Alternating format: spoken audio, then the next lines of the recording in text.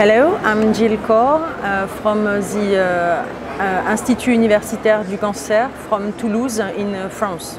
I'm here to the AH meeting to present serum-free light chain as a target of response evaluation in light chain multiple myeloma rather than urines, the result from the IFM-DFCI 2009 trial.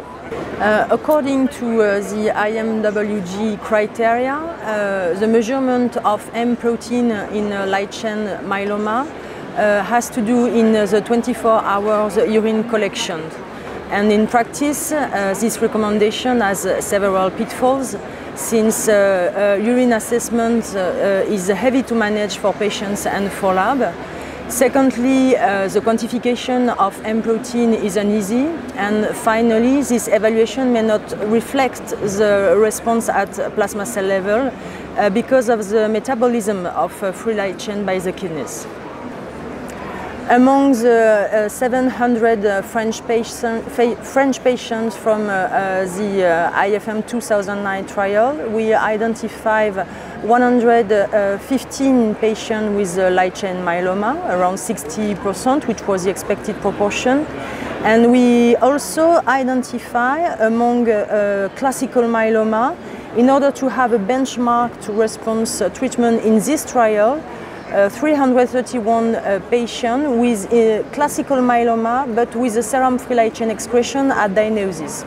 So after one RBD course, we just look at electrophoresis, urine and serum electrophoresis in patients with light chain myeloma and in classical myeloma. And we then centrally evaluated all the patients after 3 RBD courses and look at electrophoresis, but also serum-free light chain assessment.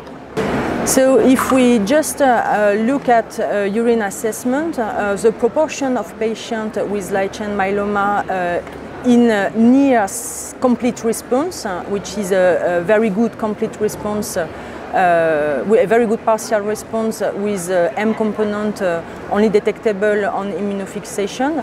This proportion seemed aberrant when compared to what was observed in classical myeloma.